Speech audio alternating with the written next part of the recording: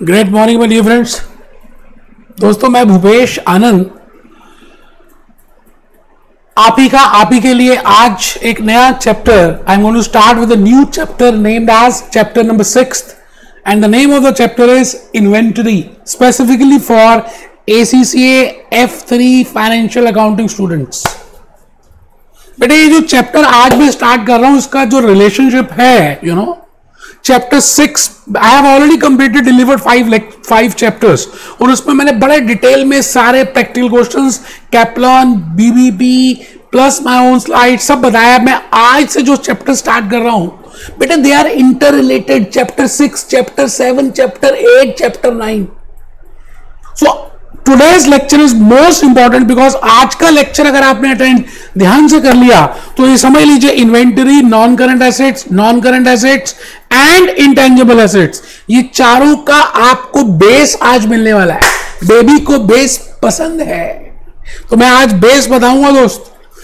But all these 4 chapters are related that how you show inventory, how you show non current assets, how you show intangible assets in your balance sheet. आप अपनी balance sheet में, आप अपनी statement of financial position में बेटे, as per IFRS now balance sheet is named as SOFP। How you will show that, how you will measure it, how you will value it, पूरा chapter अगर आप देखें, chapter 6, chapter 7, chapter 8, chapter 9 एक background music पे चल रहा है कि how you will disclose inventory, how to value inventory, how to calculate inventory, what are the adjustment entries for inventory, how to calculate the cost of inventory, what is net realisable value, what is the formula for that. Logically मैं आपको A to Z सब बताने वाला हूं।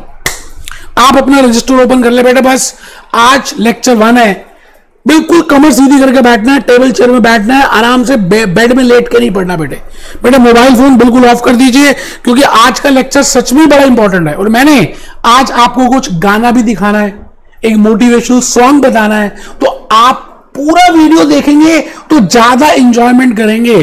Google Chrome से कुछ बातें करनी है तो मैं अपनी कहानी शुरू कर रहा हूं, कहानी किस्मत की। आप के पास मेरी सभी स्लाइड्स होंगी। मैंने जो स्लाइड्स आपको लेक्चर्स के साथ दिए हैं बेटा, I have prepared the slides on my own. मैंने BPP, Kaplan plus my knowledge plus my notes सबका मिक्सचर बनाया और ये स्लाइड्स आपको दे दी। चैप्टर 6 बेटा, फर्स्ट चैप्टर हम कर चुके हैं, introduction of financial reporting, regulatory framework, double entry book keeping system, recording transactions, return discount and sales tax तक मैंने कंप्लीट करा दिया है। लगभग मैंने 40 से 45 लेक्चर्स अभी तक डिलीवर कर दिए अप टू चैप्टर नंबर 5, क्योंकि चैप्टर 1 में मैंने 5-6 लेक्चर्स लिए, फिर चैप्टर 2 में मैंने 4 लेक्चर्स लिए, फिर चैप्टर 3-4 में 20 लेक्चर्स। बेटा, I have discussed each and every part in logically, basically आपको समझ आया होगा, ग्रास रूट लेवल से, नॉन कॉमर्स के लिए, कॉमर्स के लिए, साइंस के लिए। आज मैं चैप्टर 6 को स्टार्ट कर रहा हूं, इन्वेंटरी। मेरी स्लाइड्स आप अपने सामने रख लें। टोटल बेटे 22 चैप्टर्स हैं और हम काफी आगे पहुंचते जा रहे हैं। बूंद बूंद से घड़ा भरता है बेटा। आप अगर ये स्लाइड्स देखेंगे तो सच में आपको लगेगा कि हार्डवर्क हुआ बेटे। I have written first point is what are the learning objectives, कि इस पूरे चैप्टर में हम क्या क्या सीखने वाले हैं। हम ये सीखेंगे इन्वेंट्री का मीनिंग क्या है, हम सीखेंगे इन्वेंट्री की फॉर्म्स क्या है, हम सीखेंगे इन्वेंट्री की टाइप्स क्या है, हम सीखेंगे इन्वेंट्री की एक्टिविटी क्या है, हम सीखेंगे इन्वेंट्री को वैल्यू कैसे करते हैं, and what are the adjustments to be passed at the end of the year in relation to inventory, how to calculate cost flow methods, what is FIFO, what is LIFO, what is a weighted average, what I mean by perpetual system, what I mean by how we manage inventory। मैंने A to Z सब कुछ बताना है और ये सारे learning objectives हम complete करेंगे। और मैंने एक बड़ी प्यारी सी कोटेशन लिखी बेटे आप सबके लिए, I am thankful to God for all. मैं उस भगवान से, जिस भी भगवान को आप मानते हैं, आई एम थैंकफुल बिकॉज उसने हम सबको सब कुछ ही दिया है। तो बेटे, I have divided this chapter in my 7 concepts. Bhupesh Anand के 7 कंसेप्ट्स, पूरा इन्वेंट्री आपको एक्सप्लेन कर देंगे। Chapter 6 is most important for your examination. और आगे हम जब F7 में करेंगे financial reporting, again inventory plays a very important role.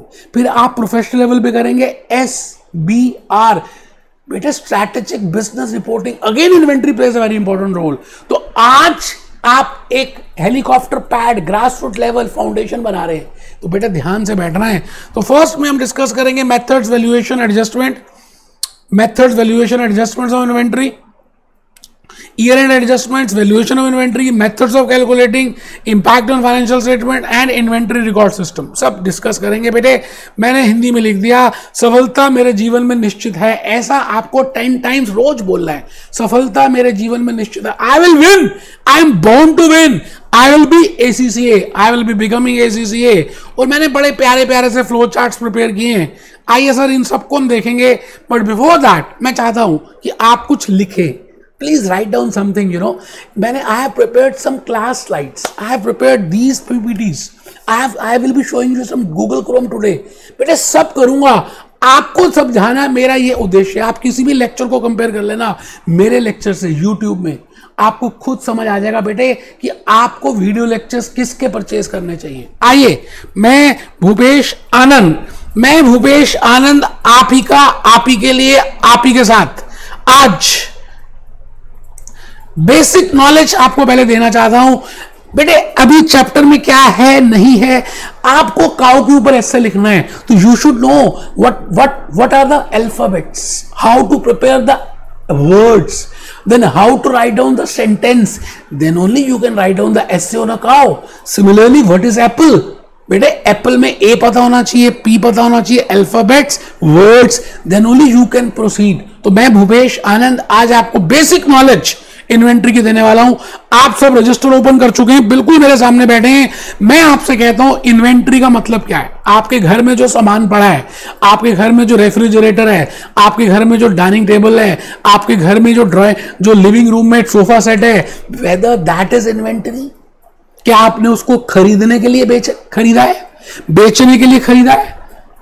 बेटे नहीं, that is not your inventory. तो इन्वेंट्री है क्या? What I mean by inventory, आप in case you go in Reliance Digital और आप क्रोमा में जाते हैं, Tata Croma, there are so many laptops there are so many refrigerators, TV sets, all LEDs, whether that is their inventory? Yes, that is their inventory. Chroma में all laptop they have not held it for their use purpose. तो inventory को समझने के लिए मुझे एक बात समझनी है, that whether I will be end user for that or I have not purchased it for using it. You know, rather I have purchased it for selling it, or that is being used in manufacturing. Pizza, Domino's pizza के base आता है, ऊपर बेटा capsicum आती है, चीज आता है, टोमेटोज आते हैं, नट्स डालते हैं, क्रीम डालते हैं, डिफरेंट आइटम्स। तो डोमिनोज पिज्जा के लिए that pizza base is not for health purpose, that is for use purpose, that is for manufacturing purpose. तो इन्वेंटरी की एक बेसिक डेफिनेशन है बेटे, आप आराम से कहीं भी किसी भी शॉप में, whether you go in a manufacturing industry or in a contract industry or in a job industry or in a batch industry, manufacturing industry क्या होती है? जो रॉ मटेरियल परचेज करते हैं, फिर उसको वर्क प्रोसेस में कन्वर्ट करते हैं, उसकी प्रोसेसिंग करते हैं। आप जैसे ACCA के लिए आप वर्क इन प्रोग्रेस हो, because you have registered but you have not qualified as ACCA. Those people who are thinking to join, they have not registered, they have not paid the fees, those will be raw material for ACCA Institute. Those who have already registered, whether they're in knowledge level, whether they're in skill level, whether they're in professional level, those are work in progress. And those who are qualified ACCAs, who have got the membership, जिनको membership मिल गया, सारे levels complete कर दिए, training complete कर दी, मैं कहूंगा that is finish good for ACCA. So inventory का basic meaning समझने के लिए आपको अपने आप से क्वेश्चन पूछना है that whether you have purchased it for manufacturing, for sale purpose और फॉर यूज पर्पस. बेटे अगर आपने उसको अपने यूज के लिए खरीदा है, जैसे मैंने इस वॉच को अपने यूज के लिए परचेज किया है, तो I will say this watch is not my inventory.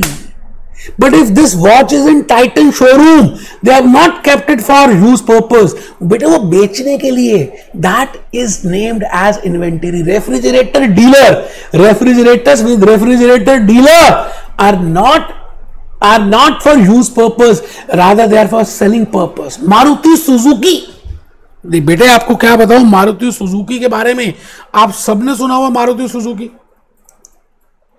Maruti Suzuki, ये देखिए मारुति सुजुकी। मुझे इतना बता दीजिए, ये जितनी भी कार्स है मारुति सुजुकी की, they are inventory for Maruti Suzuki, all these are inventory for Maruti Suzuki. They now cars may be you know work in progress, वो अभी बन रही होंगी, पूरी कंप्लीट नहीं हुई। There may be some cars जो पूरी कंप्लीट हो गई हैं, but these cars are not held for use purpose. बेटे they are manufacturing it, they are producing it for selling purpose, so I will say that is named as inventory। और inventory के अलग अलग रूप होते हैं, अलग अलग फॉर्म्स होते हैं, जैसे भगवान के अलग अलग फॉर्म्स हैं। बेटे इन्वेंट्री रॉ मटेरियल फॉर्म में भी आती है, कच्चा सामान, आपके घर में सब्जी आती है बिल्कुल कच्चा सामान, अब मम्मी ने सब्जी बनानी स्टार्ट कर दी, अभी पूरी कच्चा भी नहीं है, बनी भी नहीं है, शाही पनीर बीच में ही है, अभी बीच में ही बन रहा है, that is work in progress which is not 100% completed। अब पूरा कंप्लीट हो गया है, उसमें क्रीम डल गई है, धनिया, पुदीना, चीज, बटर सब डल गया और आप खाना स्टार्ट कर रहे हैं उस शाही पनीर को, that is finish good. So I've just taken the real life examples so that you can get an idea that what I mean by inventory। अभी देखिए जी क्रोमा डीलर के इन्वेंटरीज का, मोबाइल पड़े, LEDs, refrigerators, laptops, they have not kept it for use purpose, rather that is for selling purpose or for manufacturing purpose, so I will say those things are named as inventories। अभी और भी दिखाऊंगा Croma. बेटा मैं पहले चाहता हूं थोड़ा सा आप लिख लें, मेरा ये लालच है, तो बेसिक नॉलेज अबाउट इन्वेंटरी सभी बच्चे लिख रहे हैं। आज का लेक्चर मोस्ट इंपॉर्टेंट है, अगर मिस कर दिया तो आपने 4 चैप्टर्स मिस कर दिए। Goods held for sale to customers, goods held for sale to customers और to be used in manufacturing. बेटे मैन्युफैक्चरिंग इंडस्ट्रीज होती हैं, Coca Cola is a manufacturing industry, Pepsi is a manufacturing industry, Maruti Suzuki is a manufacturing industry, Lakshmi Cement is a manufacturing industry, Nerolac Paint is a manufacturing industry, Parlec is a manufacturing industry। It means those industries, those companies who are buying raw material, they are changing the form, they are doing some production and they are converting into a different form, that is named as a manufacturing industry। You're getting my point? तो बेटे goods held for sale to customers, not for use, customers को बेचने के लिए या manufacture करने के लिए। अभी मैंने मारुति सुजुकी का आपको एक गूगल क्रोमा से बताया। आप ये बताइए, जनरल स्टोर का मैंने एग्जांपल लिखा है, जनरल स्टोर होता है बेटा, उसमें बड़ा usable day to day needs की प्रोडक्ट्स पड़े होते हैं, but they have also purchase a refrigerator for cold drinks, cold drinks को ठंडा करने के लिए उन्होंने एक रेफ्रिजरेटर भी खरीदा हुआ है। अब आप ये बताइए, cold drinks for a general store is a inventory, whether that refrigerator kept for cold drinks, for cooling that cold drinks, whether that is inventory? No, because that refrigerator is being purchased for use purpose। मेरी बात को आप समझ रहे हैं? तो मैंने आपको रामबाण बता दिया है that how I can find out that whether it is my inventory or not। If it is held for sale of customers or for use for manufacturing purpose, I will say that this is a inventory। ठीक है जी। तो मैं आ गया next point में, आ गया बेटे, service industries does not have any inventory.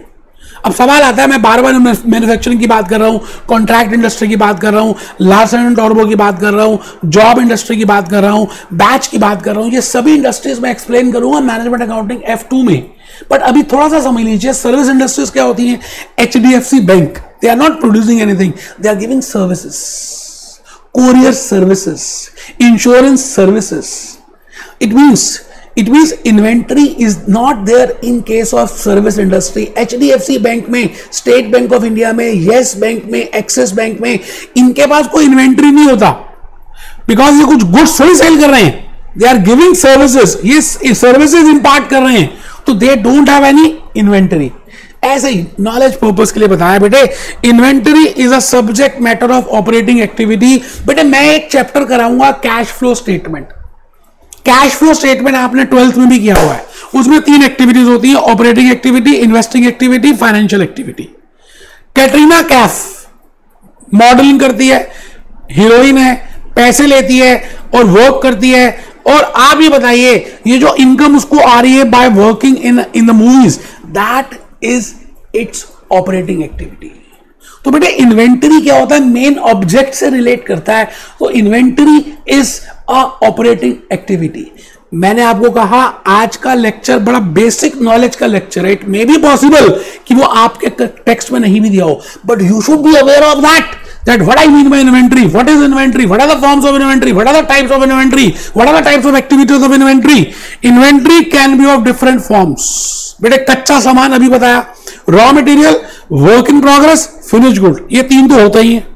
इसके साथ साथ 2 और लिखे मैंने, 5 लिखे आप देखो। पहला, आप ऐसा ही फ्लो चार्ट बनाना है, आपको बनाना है, आप खाली मेरी बात को देखिए मत, आप खाली मुझे देख रहे हैं, लिख नहीं रहे बेटे, साथ साथ लिखना है, क्लास नोट्स लिखने हैं मेरे बेटे। Inventory can be of different forms, raw material, consumable stores, grease, जैसे मशीन्स हैं उनको चलाने के लिए ऑयलिंग चाहिए, पेट्रोल चाहिए थोड़ा सा, है ना, ग्रीस चाहिए, तो उसको हम बोलते हैं consumable stores. So consumable store is also your inventory.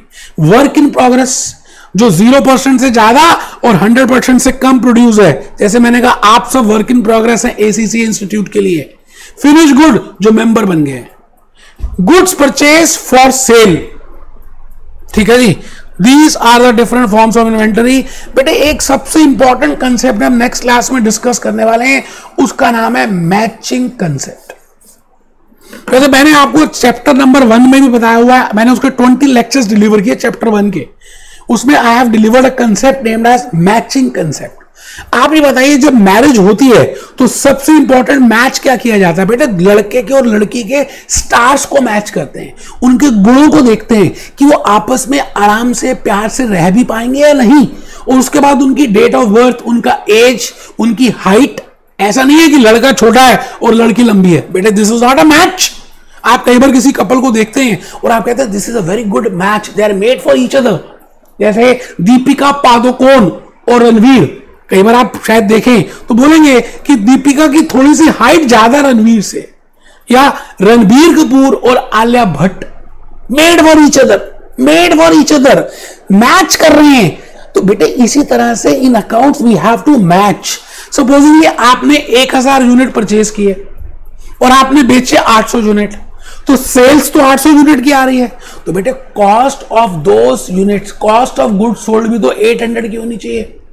Logically speaking आप जितने की सेल दिखा रहे हो उतने की तो कॉस्ट होनी चाहिए। मैंने अगर सेल 1000 यूनिट्स की दिखाई है तो उसके मैच करना चाहिए कॉस्ट ऑफ 1000 यूनिट्स। मैंने अगर सेल 500 यूनिट्स की दिखाई है तो उसको मैच करना चाहिए 500 यूनिट की कॉस्ट के साथ। बेटे इसको बोलते हैं मैचिंग कंसेप्ट।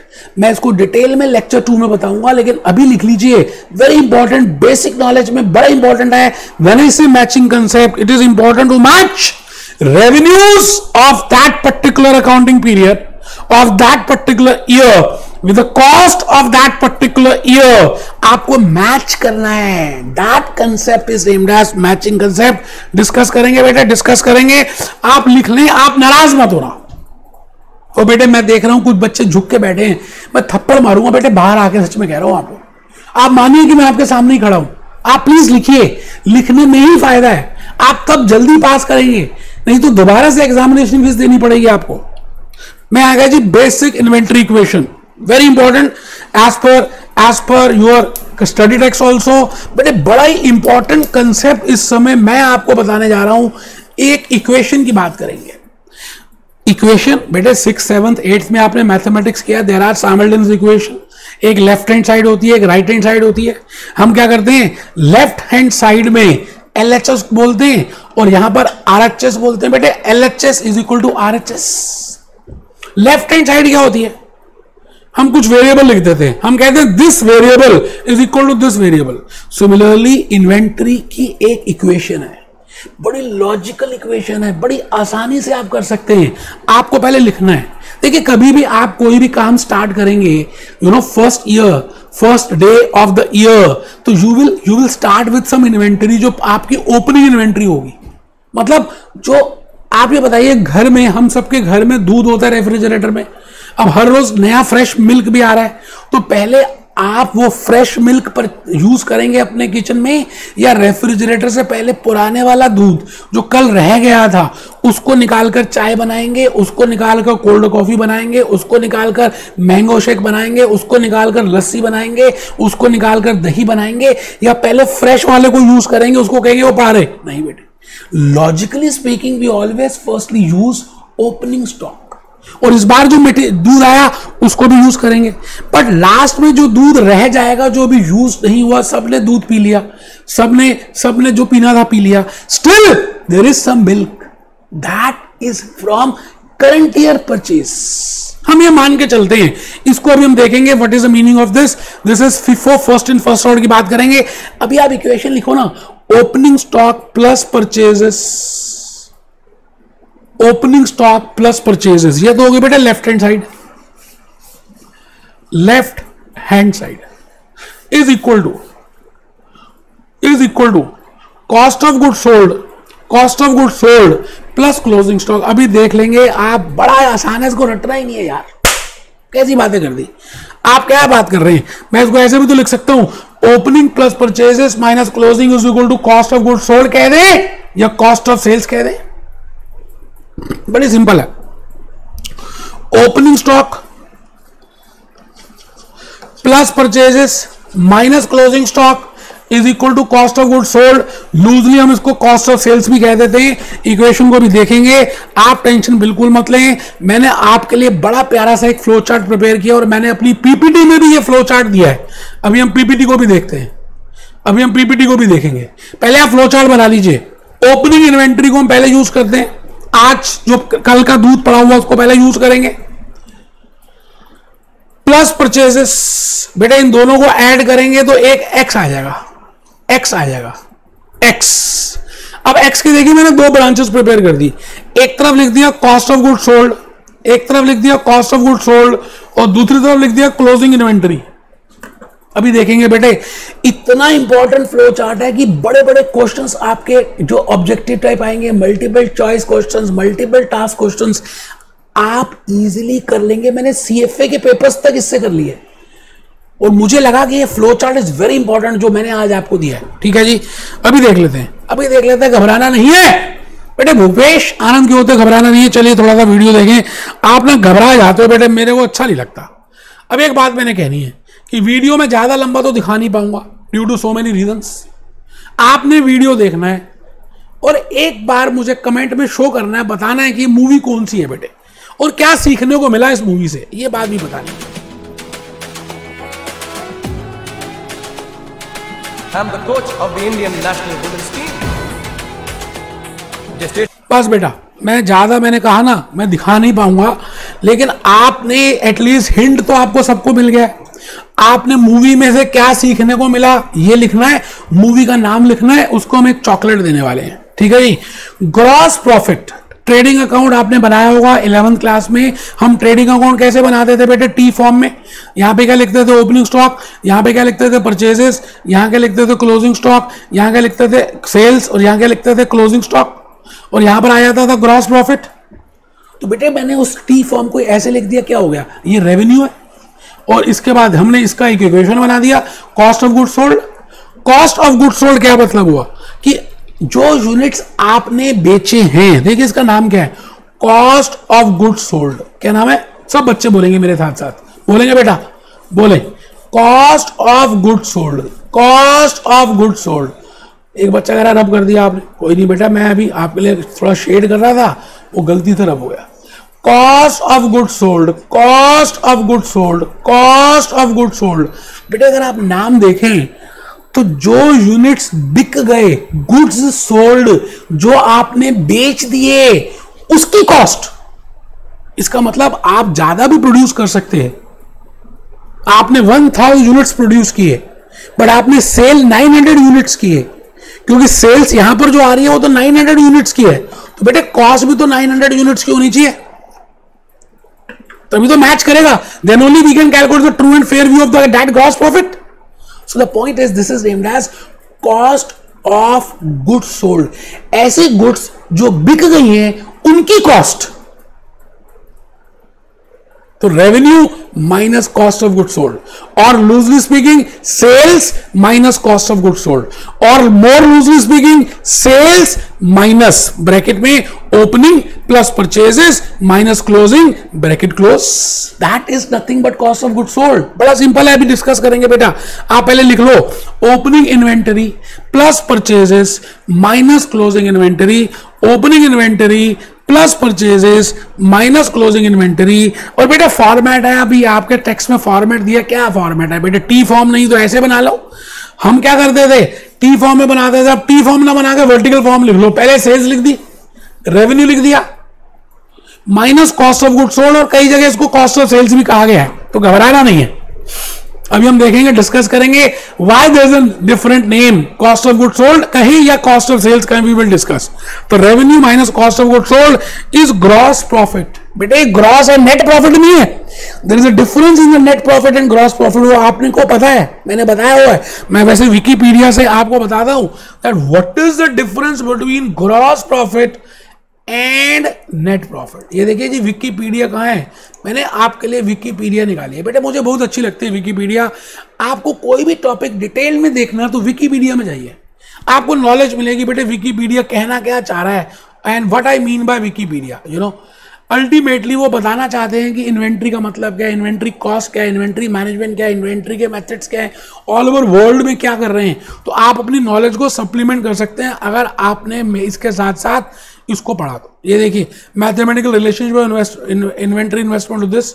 तो अभी मैं आपको इसकी रिलेशनशिप इक्विलिब्रियम के साथ ही बताने वाला हूं, और उसको हम डिस्कस करेंगे that what I mean bye inventory. But आप मेक इट अ हैबिट, आप इन्वेंटरी, आप विकीपीडिया को सप्लीमेंट करें।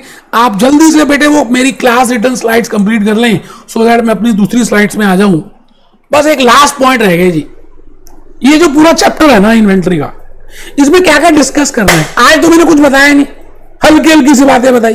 जब पहली बार लड़का लड़की को मिलता है तो वो ज्यादा डिटेल में बातें थोड़ी करते हैं, हल्का फुल्का नाम क्या है, डेट ऑफ बर्थ क्या है, बस आपकी हॉबीज क्या है।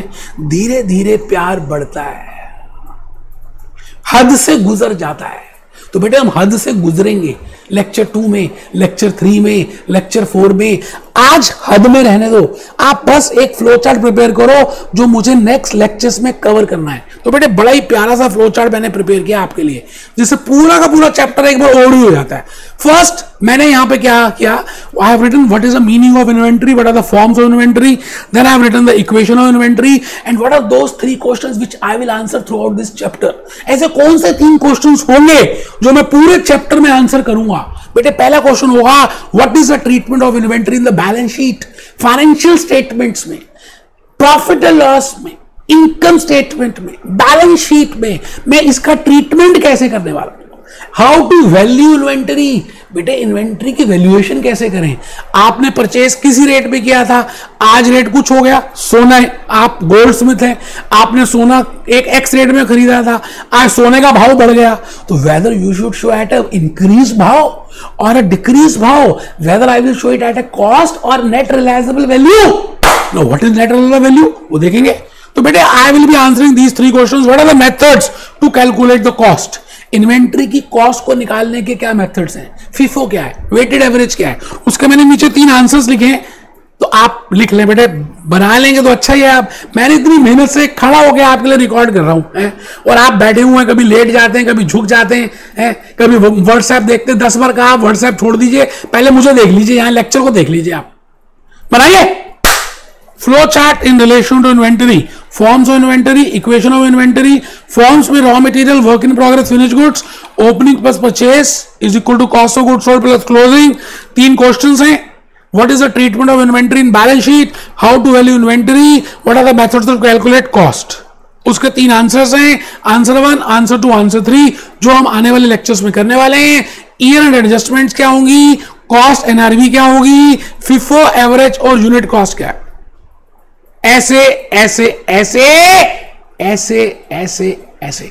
तो बेटे मैं चाहता हूं कि एक बार मेरी आप पीपीटी में आ जाएं, थोड़ा सा हम देख लेंगे। बेटे पीपीटी में मैंने आपको क्या बनाकर दिया, बड़ी मेहनत की बेटा। बेटा इतनी मेहनत की है कि आप सोच भी नहीं सकते। ये जो मैंने अभी ग्राफ बनाया फ्लो चार्ट, इसको मैंने पीपीटी में बनवाया। आप मेरा लेक्चर किसी दूसरे यूट्यूब लेक्चर, किसी भी दुनिया के लेक्चर से कंपेयर कर लीजिए, बेटे मेरी जैसी एनर्जी, मेरे जैसी पीपीटीज, मेरे जैसा एक्सप्लेनेशन, मेरे जैसी बॉडी लैंग्वेज कोई हो तो मैं पढ़ाना छोड़ दूंगा sir. This is real challenge, open challenge to all. Following are the different equations, we have discuss the equations. मैंने इसको बड़ा प्यार से लिखा है, ओपनिंग पर परचेजेस, फिर मैंने चेंज करता गया। जैसे LHS is equal to RHS है, तो LHS का वेरिएबल में RHS में ले गया, RHS का यहां ले गया। तो I will use this equations in the next class. ये लेट्स प्रैक्टिस द क्वेश्चंस है। प्रियंका चोपड़ा की बातें करेंगे, कैटरीना कैफ की बातें करेंगे, आलिया भट्ट की बातें करेंगे। बेटे बहुत मजा आने वाला है। इन्वेंटरी में, नॉन करंट एसेट्स में, नॉन करंट एसेट्स में, इंटेंजिबल्स में, चैप्टर 6, चैप्टर 7, चैप्टर 8, चैप्टर 9। समझ लीजिए मैंने PhD की हुई है बेटे इन 4 चैप्टर्स में। Be happy, B jolly, B cheerful.